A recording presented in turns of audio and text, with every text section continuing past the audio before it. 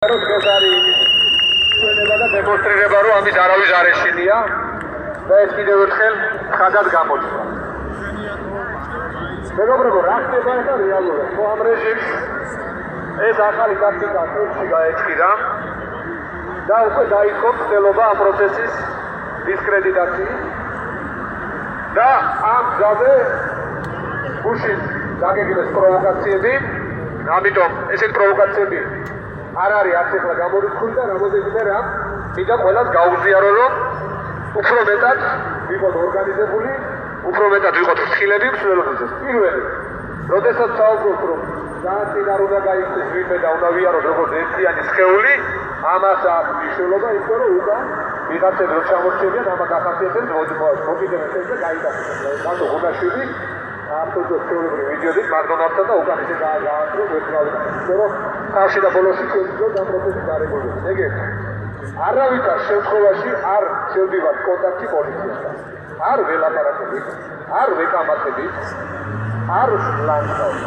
ამას აქვს მნიშვნელობა, იმიტომ რომ ეს ყველაფერი ერთი კონტრპროდუქტიულია, მეგობრებო, მე ემოციური საფუძვი, მაგრამ ეს შენ არაფერში არ ხდება. ჩვენი პროტესტი არის სიდობიანი, ჩვენი პროტესტი არის აბსოლუტურად სამართლებრივ ფაქტებში და ყოველთვის შეეცდებიან, რომ პროვოცირება მოახდინოს. ეხლა რა ტაქტიკა აირჩიეს ჩვენი აზრით და გუშინ გამოჩნდა, ეს არის ახლო კონტაქტის შემოსვლა, რაღაცა მუჟლუგუნების ყრა, რაღაცა რეპლიკების სროლა, რაღაცა სიტყვების, რომ რაღაცა ემოციურად შენ ამაზე უპასუხო და მე გამოიგენო მე დაკავებისთვის. ამიტომ მე მესმის რომ ძალიან ძნელია, მესმის, მაგრამ მეგობრებო, ცოტა ამ რეჟიმთან ასრულებს ძნელია და ამიტომ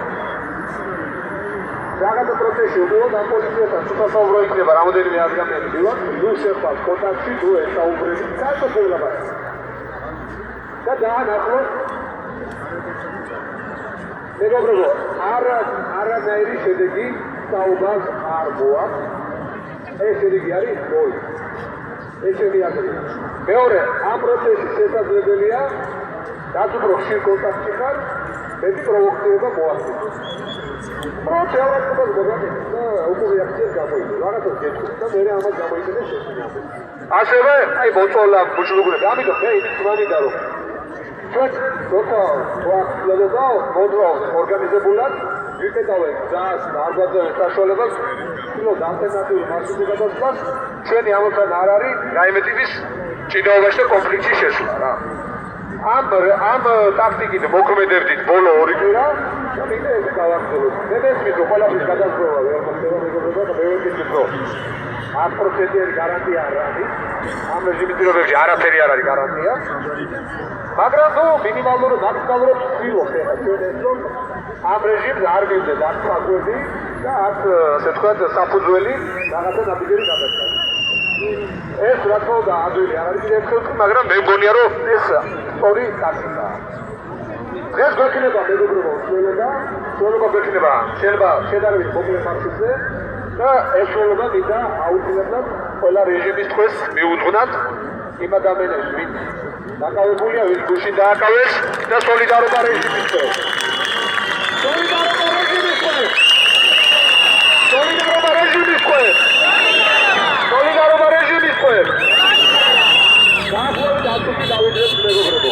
წინ ბანერს გავშვით, სადაც ეს სლოგანი იქნება და ამ იმართულებით ვიმოწმოთ.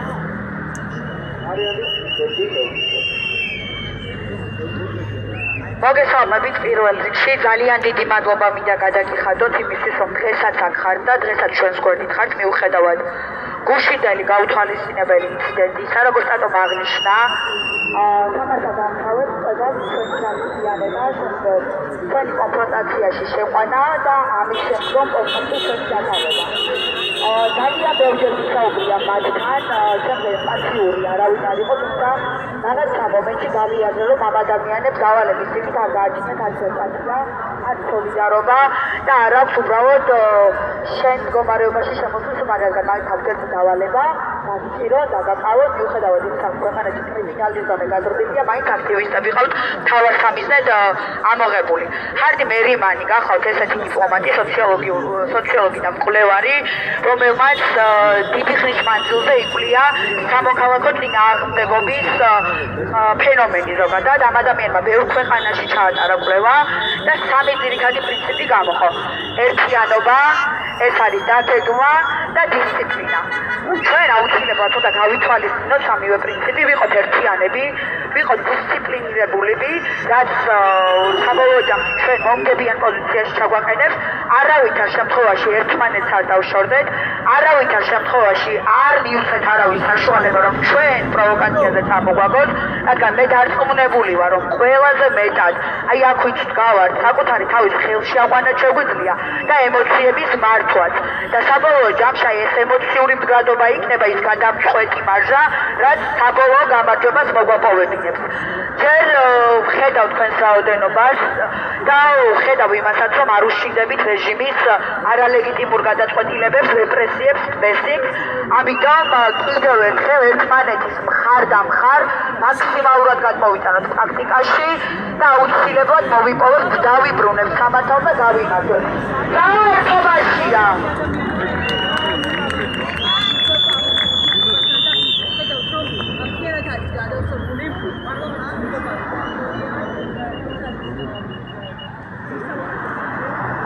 განიდი ბოდიში კიდევ ერთი ძალიან დიდი თხოვნა იქნება ამ ჩვენს მარშების პერიოდში გავაკეთეთ კვლევა და დავინახეთ, რომ ლაივების ჩვენ სოციალურ ქსელებში ლაივების ჩარჩომ ძალიან დიდი ჩართულობა გამოიწვია.